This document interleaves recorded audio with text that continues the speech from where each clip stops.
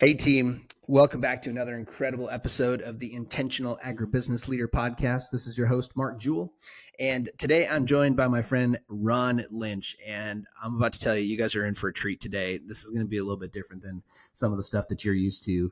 Ron joins us from the Austin, Texas area, somewhere down in that part of the world. Ron, welcome to the show. Thank you so much. I'm glad to be here. Man, I'm excited for what we're about to get into here today. This is a very intentionally curated topic for the Intentional Agribusiness Leader Podcast because you bring some super unique skill sets to the table. And I'm going to let that one just kind of hang there while we answer the opening question, which everybody gets, which is what does it mean for you to be intentional? So it's a good question, interesting question for me, because intentional to me means, I guess, picking a goal or picking a long-term objective. And I tend to like objectives more than goals. Yeah. Or a theme. This is who I want to be. Then I'll say the inverse that plays into that is surrender. In order for me to become who I need to be and do what I need to accomplish in life, I have to have the intention of surrender. Because there's two plans for this life, mine and God's, and his is better. So ultimately, surrender is my form of intention of I want to live the best life on your behalf. Yeah. Therefore, what are the plot points? Who that determined who I married and when I had kids and where I move and the jobs that I took. Do I take this or the other? Is making myself available for him to interrupt my life in order to have that intention. Then I know what to do. How do you get your ego out of the way long enough to allow for that? You know what? I think that is, again, a part of surrender.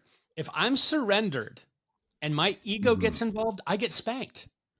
This is, I did this conversation, a friend of mine who we both know called me the other day, and he was asking me about karma. And in the process of him just asking the question, he said, and then there's all these people that are just getting away with murder. And I was like, yeah, well, you just disassembled karma right there in a sentence. I don't think it exists. I think people that don't belong to God get away with murder for now. And the rest of us, those who are, and I don't want to over spiritualize this, but if you're on a path and you say, I surrendered to God, if you step out of line, he'll spank you. He does. He's a good dad. I feel it when I deviate, I get corrected. Perfect parent. I've lived this out as you described that. I mean, I've just lived this out. And I was just talking to Christine about this the other day. You know, in the beginning of my speaking career, admittedly, very much it was about how much can I get Mark on stage. Right? Not what am I here to, what does he have me talking about while I have this stage, right? I got very good at selling myself into big stages and keynotes and classrooms and so on and so forth. And never once was I ever maliciously intended. It was always well intended, bring a good message, be a positive influence, be helpful, be useful, bring useful information, all of those things. But my ego was very much wanting to be on that stage. Absolutely. You're looking for and you justify it by the opportunity. Well, if I get more opportunities, then I'm bringing God more opportunities, or I'm bringing the world more opportunities. Yep. It works the other way. Yep, exactly. And so circa 2020 through 22, he corrected me. And everything got stripped, right? And now only by his grace have we now built it all back better than it ever was. And everything that I worked so hard. In fact, one of my little personal KPIs that's in the back of my mind is if anybody ever calls it a Mark Jewell program, okay, then I'm off target. Okay. It's got to have, it's either the name of the company or it's these guys or it's the system, because everything that's been designed since 2022 has been divinely inspired and operated from a place of full surrender. And it's more fun now actually to build that than it is to build anything else. So, and I had this kind of on the same timeline, around that timeline. I live out in the country on a tiny ranch house in the middle of nowhere now. And I used to have the big McMansion with the marble garage floor and all the exotic cars. And Yeah. stuff. Like, I don't have any of that. And it wasn't because I didn't go broke. I just sold it all. And Hmm. in COVID, I went, okay, well, there's nothing happening really in Hollywood or advertising the way that we traditionally do it. And Yeah. it pivoted me. And I ended up Yeah. working in smaller places with smaller companies and individuals and doing things that I think were more impactful, but less fame oriented or got less global Mhm. attention. Yeah. So I hear you. Yeah. Ab- Yeah. Well, let's talk a little bit about your backdrop in back history, because I want to explain to people why you're here. Sure, Because sure. you're not one of my usual cooperative CEOs or somebody from a special interest group in the agriculture industry, or grew up on a ranch or a farm necessarily, like most of the rest of us did. But there is a very intentional reason why Ron Lynch is here, you guys. And so, Ron, just talk to us a little bit about your background, same way you told me at the front of this off the mic, and then we'll get into the purpose. Sure. I grew up in a city in Seattle, and in the process of going to college, I worked at a grocery store. And one of my friends that I worked with asked me if I wanted to go to an audition for a film. And I, as in a high school, had fancied myself as wanting, hey, yeah, being an actor would be really cool. So I went and I auditioned for this film, and I got a lead role in a film that Robert Altman was directing. And he was a big time Hollywood director.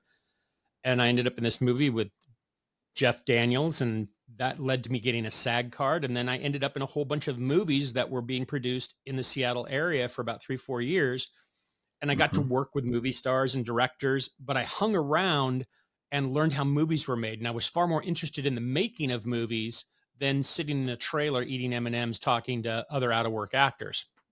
Sure. And so Jeff Bridges actually recommended to me that I start writing. And I didn't really like the idea of writing because I was kind of lazy, but I did it and went back to my, I was doing this and going back and forth from movie sets to my job at the grocery store. And one of my customers in the grocery store was a gal that was on a local afternoon television show, a talk show in Seattle. And I stopped her one day and I said, hey, I've written a couple movies. Do you know anybody in Hollywood? And she said, well, bring them in. So I brought, a couple weeks later, I had these in my check stand and she came through again and I gave them to her. She said, well, how did you know to ask me? I said, I don't know what you're talking about. You're the only person I really know that's on TV. And she goes, well, my sister's Kathleen Kennedy. And I was like, okay, I don't know who that was. There was no internet back then. She's like, she's Steven Spielberg's producer. She's produced all of his movies. I'm like, I had no Wow. idea. She's like, because she really thought I was taking advantage and had a lot of moxie. And I was just dumb.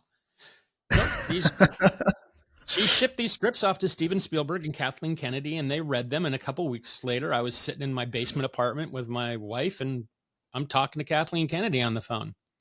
And she asked me Wow. how I wrote these screenplays, and I'll get into that in a minute. Yeah. And I told her, and she said, well, that's how the great ones do it. And so one thing led to another, and I stayed in the grocery business. I eventually became a CEO of a grocery company, and I was still moonlighting, writing movies, and I ended up selling a movie to George Foreman's agent, Sam Perlmutter. And Sam Hmm. Perlmutter was producing all the Jean-Claude Van Damme movies. And George Foreman Grill came along. One of these friends of mine were making the George Foreman Grill infomercial. And they Okay. asked me, I sold this movie to Sam Perlmutter with one of these guys who was my buddy. He said, you think Hmm. you could write an infomercial? And I went, yeah. So I left the grocery business and I started writing infomercials. And Wow. 25 years later, I'd done $6.5 billion and launched, OxiClean with Billy Mays and GoPro cameras and all of these really fabulous products. Really? And Wow. my business and my movie thing kind of collided. And then in my free time, I write movies. So last year I made the real RFK Jr. that's now on Angel Films about Bobby Kennedy. It's the Oh, story of really? his Okay. life. Yep. And Wow. this last 6 months, in the last 6 months, I made a movie called Trust Me, which is about the surveillance state and the financial state of the U.S. So any Wow. topic that interests me is what I do. Yeah. This is super cool and super fascinating. And I literally just put that on like my wish list the other night, or watch list the other night, to go back and watch that the Bobby Kennedy movie. And I did not know that that was yours. So, Yeah. yeah, exciting, cool. All right, we're gonna move that So up. I teach screenwriting too, on the side. I Yeah. have a couple of internet programs where I teach, and screenwriting is one of the things that I teach. So I think that might be germane to Well, today's. so yeah, it's totally germane, and that's where I wanted to, guys. That's why Ron is here. Okay, not necessarily because he's written movies or writes movies, although that's super cool and very relevant, and I think gives him a lot of clout for what I wanted to talk about. But from an intentional leadership perspective, something that I am more interested in than ever. And maybe it's just because like you hit mid 40s and you're like, man, like, I want to make sure that the next 20, 30 years of my career count. I want to make sure that the rest of my life really counts for something. I don't want to, I don't have time to kind of wing it anymore, And so what I find myself doing is scripting my life more. And really, like, I even have like a spreadsheet that just knows what I'm doing every day for the rest of the year. Roughly, like I put all the big rock things in there, the big items, and then my assistant puts those in my calendar. But for me, like, that's where I go to think about like, what are the, like, what's each day going to be meaning? What's that going to be doing for me? And that's one of my intentional leadership practices for myself that helps me be a better version for others. And when I followed Ron on Facebook for years. We've been connected kind of in similar circles, a lot of similar beliefs and things that we're interested in. And I've just watched him coach others and edify others. And then also just really screenwrite kind of his life as he goes through everything. And I'm like, this is really cool. And it's a really cool topic, I think, from an intentional leadership perspective, because what I would like you guys to think about doing more of is being a little bit more intentional in scripting out what gets to happen in your life. As I often say, all the times in life I've become the most resentful are always because of the times in life I was the least intentional. So here's a skill set for you today, a tactic, if you will, that could help you become a bit more intentional. And that's just like, how can I screenwrite my life for better And I think results? you absolutely can. Yeah. I do. When you think about the premise, the core premise of a screenplay is it has a beginning, and it has an arc, it has a hero, and it has a transformation. So you are here and now. You're wherever you are in life. You're at the beginning of the screenplay, or maybe you can back up and go, "Hey, how I got here? The first half of the movie was really entertaining." Right. And you go, you want change. You don't want stagnation in your life. You want to become better at this and better at that, whether it's better parent, better business person, better for your community. I think being remembered better. Like, you want to have a rich life and go, reputationally, I would like to come out of this having helped a lot of people and be of benefit to others. And at the same time, get some shiny stuff for myself. Like, everybody, you can't deny that you don't, but you do want both of those things. You don't want to be perceived as a predator, just getting shiny stuff for yourself and abusing the world. Like, nobody wants that. Nobody wants to be the villain. So you go, okay, if I'm going to be the hero, what's the transformation and where am I going to end up? I'll tell you, in one of my business programs, about 3 or 4 weeks into it, I have people write a eulogy for themselves, but it's an interesting way to do it. Is I have them write, assume that we all die, and it's Friday at 5:00 and it's cocktail hour in heaven, and God is introducing you to the group for the first time. And so it's this God's intro. Okay. What would God say about you as he introduces you to the rest of the room on a Friday night, your first cocktail hour in heaven? Wow. I love it. And if you write that for yourself, there's your goal. There's your transformation, because you're going to write stuff in there that you aren't today. You're not going to write that as if, oh, I've arrived and I'm a wonderful person. You're going to write it with some hope that you experience some transformation. So let's say that's the final scene in your movie. Perfect. How do we get there? Yeah. This speaks to your scheduling. So I write a movie, I know where this is going, and I start to break down the interstitial plot points. And a movie is 100 pages. So I just need 100 points of beginning to end. Sure. And I sit back, and that's the part I architect, because I think I know what needs to happen here. What I don't architect is the other characters and the surprises. So this is not my formula. A guy named Sid Field wrote a book called Screenplay years ago that outlines how to do this, and you do it with index cards, 100 index cards. Okay. And Final Draft Software does the same thing in their software program for screenwriters, is give yourself 100 plot points. But that's where I leave the page and enter the movie. Is this making sense?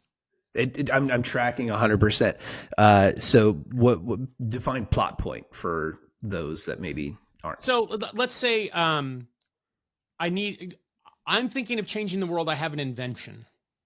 I need to write the invention down. I need to go ahead and I need to draw out the plans, and maybe I need to get a patent. So I go to the patent site and I realize I can write a patent myself, and I can spend the $250 and submit my patent and get a trademark for the name. And how many people go through that process mentally, but never bend themselves over the computer and actually do it? Lots. Right? Everybody. So it's the plot point is what are the action steps that I must take in this story? Because I can't get from here to Paris without getting on the plane or the train or I got to get halfway there. I got to pass New York. How am I going to get there? So you have to put these interstitial steps in. Story is what happens between the interstitial steps. So once I have my plot points, then I sit back and I go, and I start writing. But when I start writing, and this is the thing referencing back to Kathleen Kennedy, is I don't write. I sit back and I watch, and above my left eye, a screen appears. And I go, there's my character, and it's just like I'm watching television. And a guy walks into a bar. That's what I see. And then something happens that I'm not expecting. Between God and me, the subconscious takes over, and suddenly you're watching a movie and you're taking dictation. And you're going to find things happen in between the steps that you didn't expect. For me, characters appear and they're often character actors or movie stars or people I've seen in movies. Like, oh, then this guy appears, and then that guy appears, and this lady appears. Oh, and this is what his family life is like. And when you do it from that perspective, I'm not writing anybody's dialogue or action. I'm taking dictation. So it is. Now I'll deviate for a minute, and I'm going to just dive into something that's in the word that's related to this. Yeah. So 1 John, God says, before this was the Word, and I am the Word, and the Word was with me. What I hear him saying is, I'm a God who lives outside of time, and this book is a screenplay, and everybody in it has their own screenplay, including you. I already know what happens. That's why it's easy for me to write a screenplay, is because the screenplay is already written. God already knows it's written. He knows what's going to be in it because he's 5 days ahead of me when I'm writing. Right. He knows what my life's going to be because he's so infinitely wise. Yes, I have freedom of choice, but I'm his kid, so he knows what choices I'll make ahead of time because he's that good of a parent. I know when my children are walking over to the campfire that they're going to pick up the hot rock, and I say, no, and they still do it. I think it's exactly the same. And this goes into that process. The story's actually completed already from God's perspective. You're asking, how do I tap into it? Yeah. And then that's what we're developing. Yeah.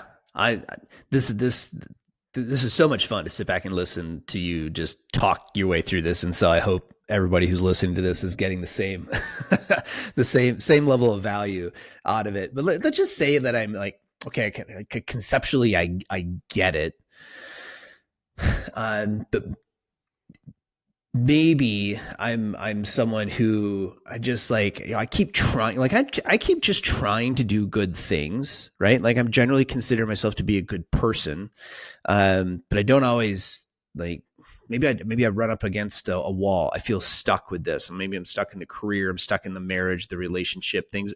Maybe the screenplay is not quite playing out and meeting the let's just say the experience is not matching the expectation. Exactly. Okay. So what Yeah. makes a great movie? Okay. So here we've gone. This is what I Yep. expect to happen. Yep. So when I get stuck writing a movie and I go, this is boring, and I'm stuck, I do the exact same thing God does in your life. What's the last possible thing that would happen? There's twists. That's what God does. A plot If you twist. look back in your life and you go, what happened in my life? What you're going to highlight is all of the twists that were unexpected. And then this unexpected thing happened. So you're banking on the unexpected. And if you're banking on the unexpected and not getting it, you haven't taken enough risk. He wants you taking risks. Say that again. If you're banking on If you're the unexpected. banking on growth and change and the plot to be great, yet you're not doing anything that involves risk, it's you. Risk creates change. Risk creates reward. It's you have to step into the adventure. You have to take the risk. You have to open the dark door. You have to pull the veil back. You have to pull the sword out of the stone. Yeah. You must take, he's calling you to take risks, and you can feel it, and you're cowering from the risk. Wow. So the person who feels like they're just like they're stuck and they're in the slump, they're in the rut, and it's like, the boss isn't showing up, the market's not showing up, everything's the cheese is getting moved, and it feels like it's not my fault, really. That's God orchestrating things around me. Right. And by the way, we're not talking about just movie writing. We're talking about your life here, just so you guys are tracking. Absolutely. This is your life. Right? I'm not even talking about movie writing anymore. We're talking about your life. And so it's like when it's gotten stagnant and I'm not happy with the experience that I'm having, right? Like God is actually calling you to step into some greater level of risk. And think about this. You're in, say your life is metaphorically it's this house, and you're in it, and you're trying to get out, and you go from window to window because you've got a fire suddenly burning on the stove, and you can't get the windows to open because they're all painted shut. And you go to the door, and there's something stopping the door. Like, what? Well, there shouldn't be anything stopping the door. Now that's a metaphor for God. Like, oh, I can't get out of this. Well, he's saying, pick up a chair and throw it through one of these windows and get out. Like, you're going to have to do something. If your marriage isn't working, do you think you should continue on the way you're continuing on? Or should you do the thing unthinkable? Honey, I think you should go outside and get some help now. Or honey, do you want to be in this marriage? Or whatever it is. But change is going to happen in your life. And the more you try to prevent any change from happening, the more your life is dying. Yeah. Wow. Yeah, it's a constant character evolution. It has to be. It always has been, hasn't it? And when you hear it, it sounds so truthful because you're in the resonance of your chest, you go, this is true. I am going to change. He's trying to grow me, and I'm trying to stop. I am the plant that will not allow itself to be repotted, and I must be repotted a number of times to go from seedling to flourish. Yeah. I must. So rewriting the reality has probably happened for everybody who's listening to this once, twice, or three times in their life. They've had these major plot pivots. And we say we want one, but subconsciously we resist them because we're comfortable. I'll give you an example of where like a forced plot twist happened in a movie, and it became one of the most iconic forced plot twists ever. Raiders of the Lost Ark. Okay. They're shooting Raiders of the Lost Ark in Morocco, and Harrison Ford gets the flu, and he's dying. He's lost 15 pounds. All of the things that you get with the flu in Africa, he's got, and he can barely move. And they're going out to shoot this scene where he gets into a massive sword fight and fist fight with this Alibaba character, this huge, gigantic dude. And he turns to Spielberg and goes, I can't lift the whip. And he goes, can I just shoot him? Because I got a freaking gun. And Spielberg goes, shoot him. And so they go and shoot the scene, and they just cancel the fight, and Harrison Ford stands there, and we all know the scene where the guy does this whole sword dance with him, and he just pulls out the gun and just shoots him. And it's such a pressure relief in Yeah. the film, and it's such a plot twist, but it's so in character for that character, Yeah. it becomes an iconic twist Yeah. in the serial of the films. And you go, oh, it shows his character. Well, you have those in your life, Right. and you've had them. Mm-hmm. Mm-hmm. And it's the thing that wouldn't happen. Your expectation is this way, and the reality goes that way. Right. You have to welcome that. Yeah. Instead of resist it. And I think that there's another important piece to this is you're co-authoring and producing and writing and acting in this movie of your life. And you got to remember that you're not the studio head, that there's a studio head above you, and you are doing this, but you need to stop once in a while and get some advice from the studio. Yeah. If you fill your schedule from 8 a.m. to 6 p.m. every single day, where have you left space for the odd phone call to come from that you need to get? He sends people to me all the time. I schedule myself from 7 a.m. to 11 to do nothing but what he wants me to do, whether that's exercise and eat or write or whatever he moves me to do that day. And that's when my phone rings. And then I really work with other people from 11 to 5. And I did that when I had an agency, when I had a movie company, when I had a grocery business. I do my work till 11, and then I involve myself in the lives of other people, managing or doing whatever I do. Probably different for people in agriculture. I don't know. But that style worked for me because now somebody like you reaches out to me. And guess what? I'm like, yep, I can do that. I'm available. And our conversation turns into the next thing. And that's where the growth comes from, is from the available space I left in the pot with this plant. You have to have space. And isn't it interesting, because in real time, off the mic, we're talking about this, and we're going to talk off the mic more when we're done recording, right? Is like, I'm like, hey, I'm working on this new thing. This is the new orders from headquarters that just came down for me. The studio head just told me, he's like, hey, I want you to go around. There's 60,000 food pantries in America, and I want you to make sure every single one has got refrigeration so that we can put fresh chicken and fresh eggs in there every day. Right. Like that's the new job assignment. Like, I'm running a training company and stuff, but like that's all of that is just in support of the actual assignment now. And then you're like, well, hey, I have this organization that I started that's kind of aligned with that. We should probably, and who knows where that goes, but those are the kinds of things that happen, the conversations that naturally evolve when you're actually open to receiving these little, I guess, plot twists and other pieces of the story. Yeah. And it's, don't live under the illusion that you're in charge. Because if you determine you're going to be in charge, he'll let you be in charge. Pretty soon you're going to be in a burning house with the windows painted shut. Don't fool yourself that you're in charge. Yeah. You're not. I mean, you don't want to be. You spent your whole childhood not wanting to be responsible, and you spend your whole adulthood trying to pretend you are. Yeah. Like, go back to being a child of God and going, he's responsible. I'm here to serve. What do you want me to do, boss? Just put me in the game, coach. Yeah. And you know what you know, you are already trained to be who you are. He didn't put you down here like, oh gosh, Mark's missing 3 pieces. I hope he finds them and becomes Mark eventually and does that. No, he made you complete exactly how he wants you, and honored that he did that for everybody around you as well.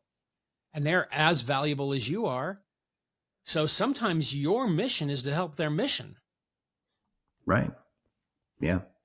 Yeah. So good. And you have free will, so you can choose to do it and participate fully in the movie or not. Right. Like for me, honestly, one of my, I guess, if it's I don't know if is it a fear? Maybe it's a fear. One of my worst fears probably is to be an NPC, to be a non-player character. And maybe you just are that in some other people's movies, right? But like, at least in mine, I'm going to make damn sure that I'm not just an NPC going through, right? Like, for those of you that don't know, like, non-player characters, just the people that are milling in the background, you know, like in your video games and in your movies and stuff like that. So anyway. Well, I think that in the information and technology age, this is one of the things that, one of the good metaphors I think is valuable. Is I think back to when I was a kid, and I'm going to be 60 this year. And when I was a kid, there were 3 television networks and a half a dozen movie theaters. And when I was 10, Showtime and HBO came along. Like, there was not a whole lot of media channels, and you could actually go see every movie that was made that appeared in a movie theater. Like, you could go see 2 movies a week, and you would see all the movies that were made that year.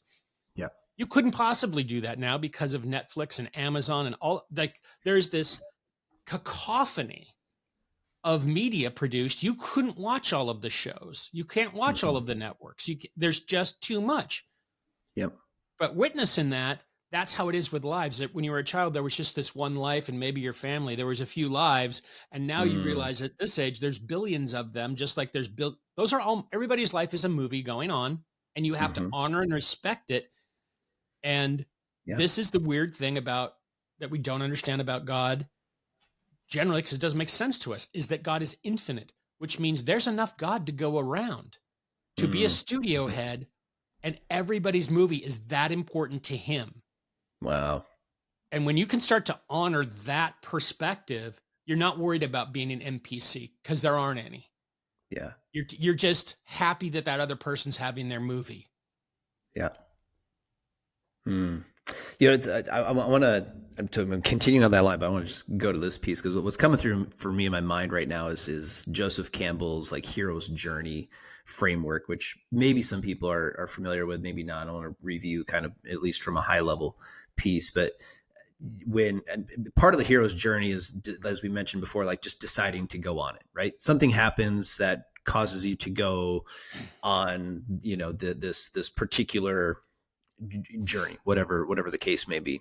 I often think about my dad, because my dad went through this like, incredible dark night of the soul, going through the tunnel kind of thing. And every hero on their journey has to go through that. And then to the point where so my dad went through like a whole decade and a half of things where, Ron, I mean, he accidentally shot my sister. He was shooting a skunk and the bullet ricocheted and it hit my sister in the head. She lived, she's fine. She and you are about the same age. But like, this is like late 1970s, so he went through that. And then he was a crop duster, and he crashed his crop duster twice and has walked away from it both times. He got mouth cancer from smoking in 1983, beat the cancer, then lost his fur business that we had. We had a fox business, and he lost the fur business when the fur industry went under in the late 80s. And then to cap it off, and I tell this story a lot, is kind of like to say, when God wants to get your attention, pay attention. And here is why, because in the November 10th, 1990, he gets shot in a hunting accident. Takes a 12-gauge slug to the chest just below the heart, went across his body and exits on the right side. Wow. And the only vital that it hits is his liver, which grows back. Okay. Walks out of the woods some 300 yards to get to the thing.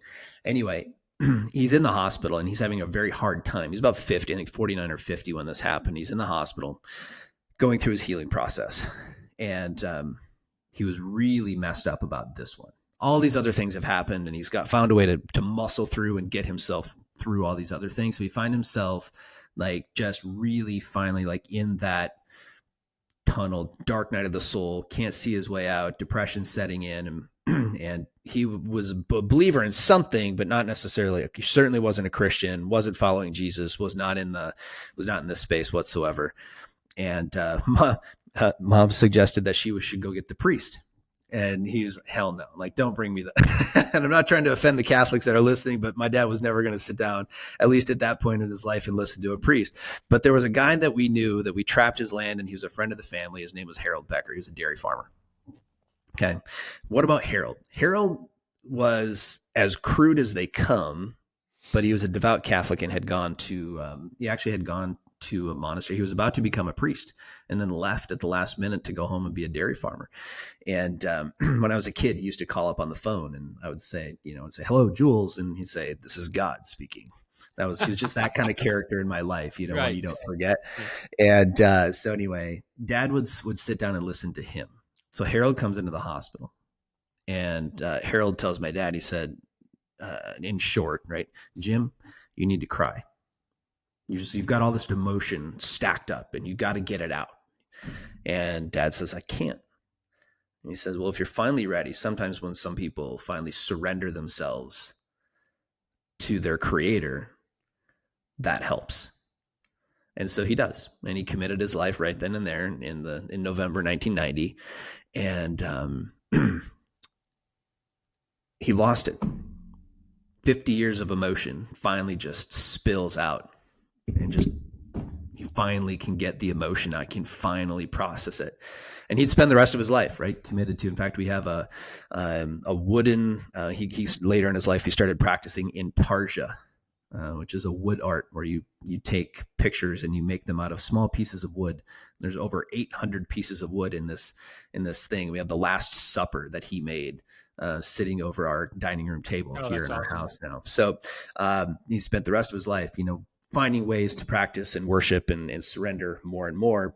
I share all that, and it's a little bit longer story than I intended to, Ron, but I wanted to share that as kind of like, I find this is what people go through, and they go through that really tough piece that Campbell references in his hero's journey. It's like all the stuff that just feels like it's crushing you.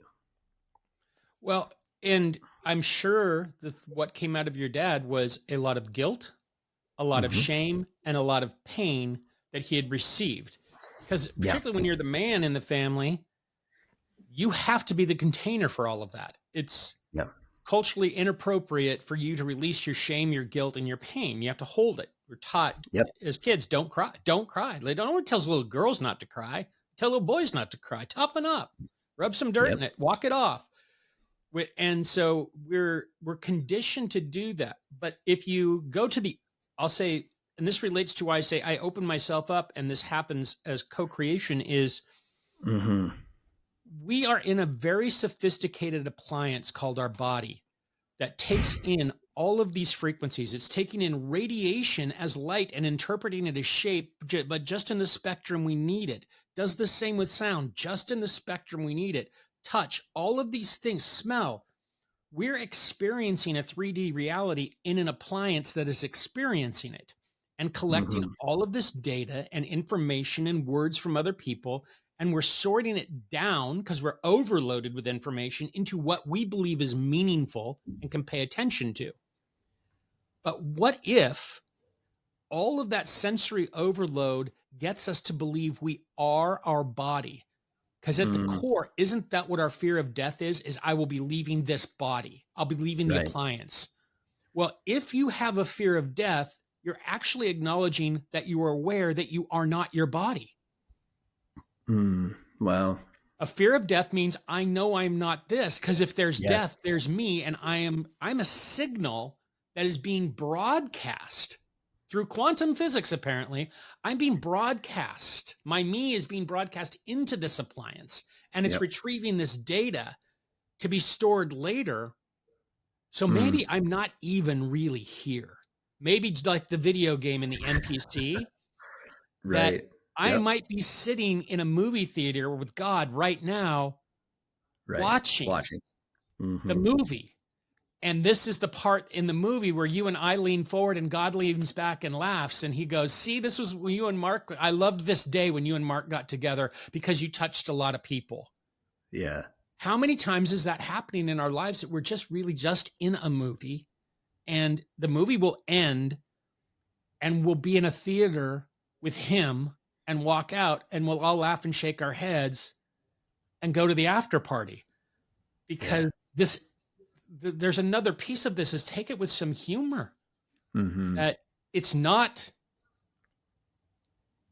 I mean, I do get upset when people die because I miss them, but my concern over my death is not that I'm going to die. It's that I'm going to miss people. I wrote this in the beginning of my last book. Was I dedicated it to my kids. I said, the only thing I'm going to miss when I leave this life is you guys. Is I'm going to miss that. It's not, I'm not going to miss me. I'm not going to miss being alive. I'm going to miss you. I like this movie with you. So I think that's the important thing, is to go take it all in balance and realize, yes, we all do die, but while we're here, let's try and make it meaningful, and let's take some risks. Yeah. Write that into the program. Because if you're bored, it's you. Yeah. Right? Absolutely. Yeah. If things aren't happening, it's you. Yeah. If they're not happening the way you'd like them, then it's you. Wow. It's you. So good, man. Okay. Let's just give them one actionable to come. I mean, if we could just walk out of here today, listen. I'm driving down the road in some rural place in Kansas and listening to this, or Nebraska or Texas or wherever, and it's like, okay, I got that. This is cool. I need to do a better job of screenwriting my life. Where do I start? Okay, I think you need to start with the main character. I mean, most people would say, oh, let's start with a story. I don't want to start with a story. I start with the main character. So who are you is the most important thing you'll discover in your life. So let's work on that. Who's the main character? Here's how you find out. Think of 3 people you strongly admire in your life, living or dead. They could be fiction. They could be, of history, but they can't be fictional. Real people. So, but maybe it's your dad, maybe it's a friend, maybe it's somebody you knew growing up, a neighbor, maybe it's someone in business, maybe it's Leonardo da Vinci is one of my people, somebody who lived that you strongly admire. 3 of those folks, then write down 3 character traits of each of those people that made you pick them. That's your character. The things you admire in those 3 people are actually who you are. And we're really good at not talking nice to ourselves about ourselves. We're good at insulting ourselves and talking ourselves down. So write those 9 character traits and go, that's who my main character is. Then find somebody you have contempt for. One person. Write 3 character traits down and go, sometimes I can be those. That is the soft underbelly of my character. Sometimes he can be greedy, selfish, egotistical, whatever. Yeah. That's my character. Now I know who I am. Now I can do the story because I can focus on, and I have a lot to compliment myself on, and I know what I'm cautious of, because the minute I run into one of these villains in the world, I see myself in the villain. The reason I don't like that guy is because he's an egotistical SOB. Well, so am I. Oh, so suddenly your villains start to remind you of yourself a little bit, and it's a cautionary tale of how you treat them, how they need to be treated, because when you're egotistical how you need to be treated. Yeah. Like, how do you soften the villain? Like, now you have a character frame, and that's the most important thing is who your Indiana Jones is. Is he brave? Is he funny? Is he super creative? He might not be. But whatever those things are for you, then that's how God made you. Dive fully into that and quit worrying about what you're not. Yeah. That becomes the training program, right? That's to live into those things and take risk towards those. Why did God put us here? To become us. We're like in the caterpillar stage. I put Mark here so he could fully become Mark for eternity, because I want to spend eternity with him. But I got to put him in this caterpillar stage so he becomes Mark. That's all you're doing here is becoming you. And because you can't see the butterflies, you don't think they exist. That's not true. Right. Wow. Yeah, this has been profound, guys. I think this is a listen to it again situation. Probably go back, at least capture the last 15 minutes, if not the whole 43 or so that this is going to be when we publish it. So, Ron, this is fantastic. Where do we go if we want to follow along more? Do we do Facebook? Is there other ways? Yeah, you can find me on Facebook. I do have a web page called RonnieLynch.com, RonnyLynch, and that has links to movies and books I've done. I have a new website will be on by the time folks hear this, probably Stage 22 Productions. And if you go to RonnieLynch.com and you see a book that you like, just sign up for the email list and send me an email. I don't check them daily. I check them weekly maybe, and ask for a book, and I'll send you whatever book you want. Cool. I have a book called The Prismic that's out, right, that I just put out, which really talks about these metaphysical things that we discussed in the last 10 minutes or so. And like why we're here and what we mean to each other and to our God. Yeah. Yeah. I love it, man. I'm super interested. Christine and I are super interested in this too. And we study it a lot because we're in the Word every day. Like, this is a big practice for us around here, is being in the Word, and doing a 21-day fast of various kinds right now and going through the first 21 days of the year. But we're also super, like, just what we find is, like, the more science advances and the more we understand the metaphysics and the quantum physics and all of that, the more it actually backs up everything that's in the Bible. If you Right. want, I will send you a copy of this book that you can freely distribute as an ebook to anybody who listens to this podcast. I'd be more than happy to. Yeah, let's do it. Let's do it. I'll If send you it guys to want you. that, yeah. If you guys want, I mean, you can reach out to Ron or you can reach out to me. You guys know how to do it. It's mark@themomentumcompany.com. I get emails from you all the time, so send it over. Yeah, and that book's called The Prismic. The Prismic. Cool. Let me know if you want it and we'll get you the ebook. So, Ron, thanks for being on here. This has been fantastic. My pleasure entirely. Thank you. Mm-hmm.